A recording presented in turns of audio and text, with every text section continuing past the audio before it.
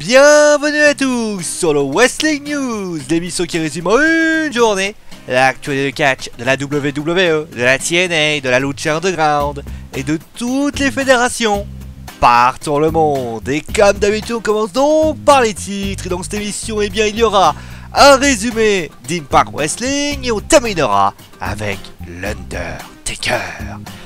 L'Undertaker qui va pas très fort, mais on en parlera bien sûr en toute fin d'émission. Pour l'instant, c'est l'heure de la TNA avec Impact Wrestling et c'est Matt Hardy qui a ouvert le bal en disant que c'est bon, Jeff, c'est du passé, l'avenir, c'est le titre champion de TNA. Galloway arrive et déclare qu'à Slammiversary, c'est un peu réservé. Par contre, ce soir, il est totalement disponible. Nous avons eu ensuite un match pour désigner le challenger, la challengeuse de TNA Knockout. Et c'est Sienna qui bat Madison Rayne avec un AK-47, pas l'arme, la prise de finition. Et après le combat, la winneuse va continuer à attaquer Rayne, mais Jade, la championne féminine de la TNA, Knockout plutôt, intervient. Nous avons ensuite le tout nouveau champion King of Mountain, Ellie Drake, qui nous parle des DK. Et la question est simple, comment compte-t-il se défaire des Bromance? Et là, Steve dit que ce sera la folie qui les détruiront. Les Bromance se pointent à ce moment-là, ils sont pas d'accord. Et finalement, tout ce petit beau monde offre un match. Et donc, du côté des DK, vous avez Ellie Drake et le tribunal qui battent Bram, Shera et les Bromance et Rosemary avec un coup de la corde à linge. Le prochain match est mixte et il voit la victoire d'Ethan Carter 3, EC3 et Gail Kim qui bat Benef et Ali par roll-up. Le titre X-Division était en jeu ensuite, c'est Trevor Lee qui bat Eddie Edwards par roll-up. A noter d'ailleurs que DJ est venu embêter Eddie Edwards.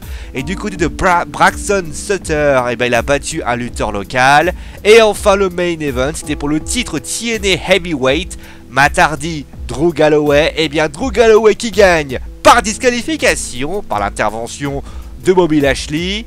Et d'ailleurs, pendant que Galloway lui se tape sur la tronche, le rire de Willow retentit et une pluie de Willow apparaît pour annoncer que Matt affrontera Jeff à la Slammiversary et il sera dans l'ombre tout simplement ensuite.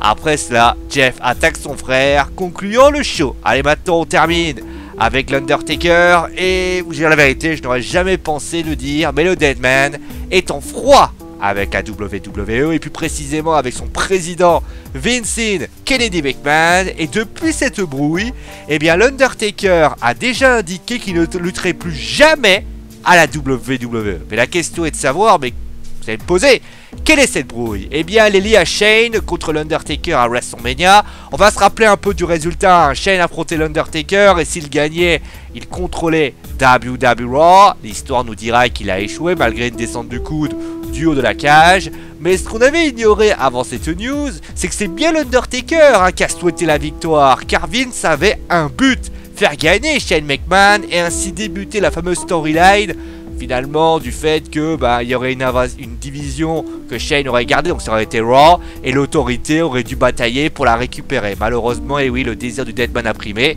et l'histoire connaîtra que l'Undertaker avait gagné cette histoire. Et d'ailleurs, ça explique pourquoi il y a eu ce moment de flottement où Shane a géré Raw, car il fallait trouver un plan B afin de justifier le fait que Shane ne quitte pas les écrans. En tout cas, pour moi, c'est une attitude très égoïste de la part du Deadman qui accepte de perdre contre Brock Lesnar mais refuse de perdre contre Shane.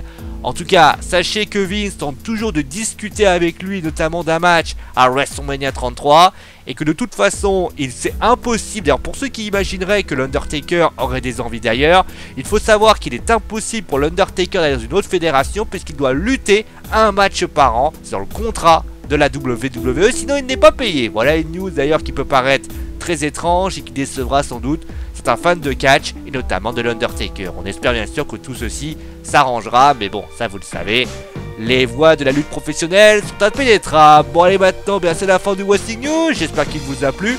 Demain on parlera de quoi? On parlera, on fera un résumé de NXT et on parlera d'ailleurs des Shining Stars ou de Tommy End. Vous voulez parler de Tommy End? Vous voulez que je parle de Shining Star? Vous voulez parler de G-Style? Vous savez quoi? On parlera de Tommy End. Voilà, j'ai décidé. Allez, prenez soin de vous, amusez-vous bien. Et bien évidemment, on se retrouve demain. Allez, ciao tout le monde!